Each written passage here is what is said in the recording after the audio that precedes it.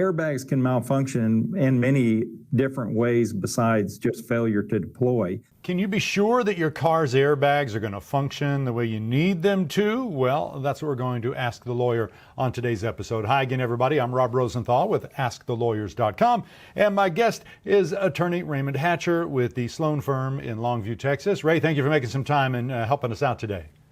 Oh, it's my pleasure. Seems like we've been hearing about airbag defects and recalls for many years now, but let's just recap a little bit. What are these defects? What can happen? What can go wrong? Well, it's important for us to kind of step back and take a look at airbags because it's not just an airbag, it's an entire safety system. It's a restraint system.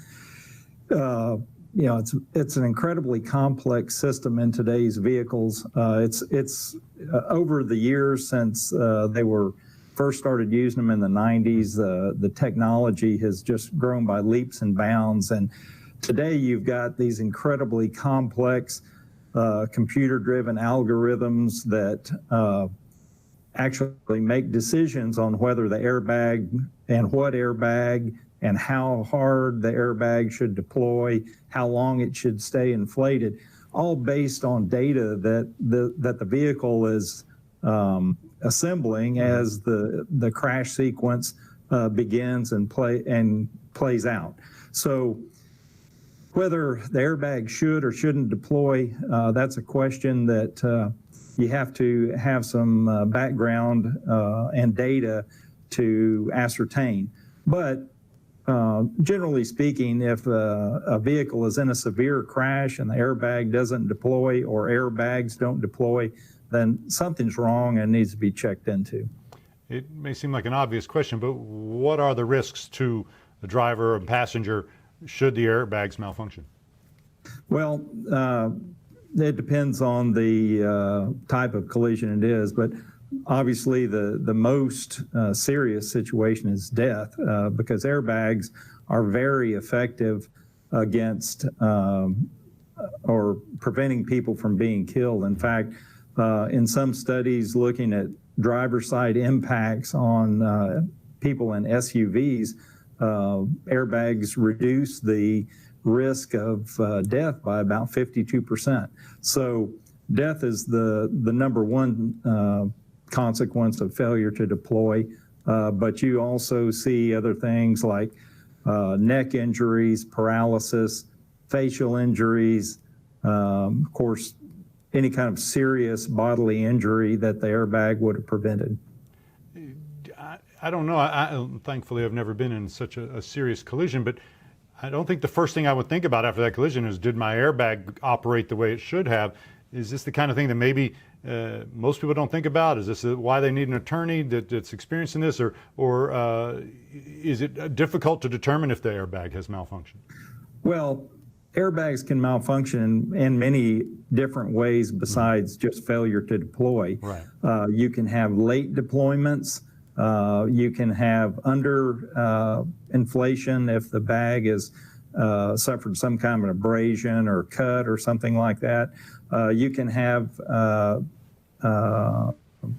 inflations that don't stay inflated for the adequate period of time to prevent the injury. So there's a lot of different aspects that need to be investigated to see if the airbag functioned as it was intended. An important thing to also remember is some of the early airbags from the mid to late 90s. Those airbags were very powerful, and they can cause injury themselves, even functioning as they're supposed to. In about 1998 or 99, the U.S. government required that airbags be depowered, and since that time, the manufacturers have refined their computer algorithms to prevent those injuries by and large. But some of the older vehicles, you've got the real potential for someone to be injured just because the bag is so powerful. I mentioned at the top, Ray, about recalls. We heard about airbag, the Takata airbag was a very famous. If my airbag happened to be on a recall, whether I knew about it or not, does that affect my ability to get compensation?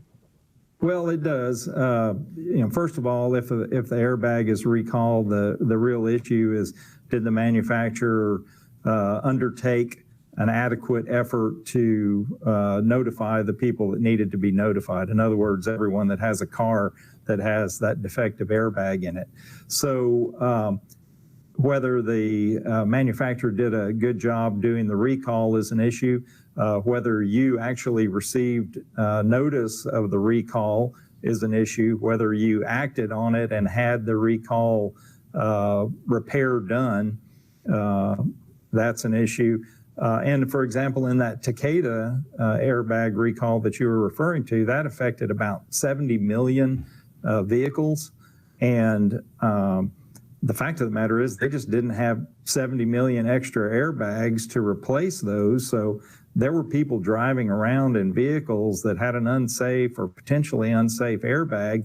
They couldn't get it replaced. So all those issues come into play and have to be considered in pursuing a claim.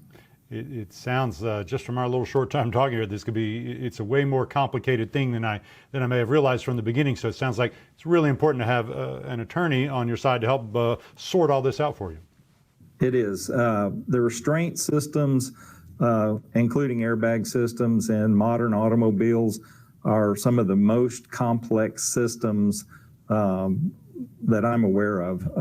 And the lawyers that do automotive product liability litigation like this, they spend lots and lots of time trying to stay on the cutting edge of this.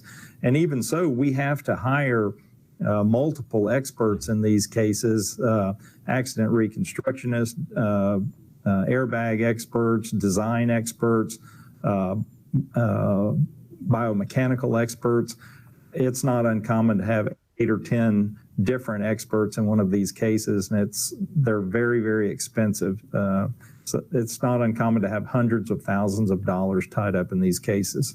So that may scare me off, Ray, from calling an attorney, getting an attorney. Well, I don't have that kind of money to lay out for this sort of thing. What's your answer to that? Well, our law firm does these cases on contingent fee, which means you don't pay anything. Even if I were to spend $100,000 on the case, you don't pay anything until I win the case for you. And when I say I win the case for me, it's not just me, it's the entire firm. We've got many lawyers that work on these cases, and we'll have many experts involved in the cases. So you don't have to pay a penny until we make a recovery for you. It's always interesting to talk to you, Ray. I always learn something after we talk. Thank you for helping us out today. My pleasure. Thanks again. That's going to do it for this episode of Ask the Lawyer. My guest has been attorney Raymond Hatcher from Texas. If you want the best information or you're ready to choose a lawyer that lawyers choose, make sure to go to askthelawyer.com. Also, please take a sec to like, share, and subscribe by clicking on the button below. Thanks for watching, everybody. I'm Rob Rosenthal with askthelawyer.com.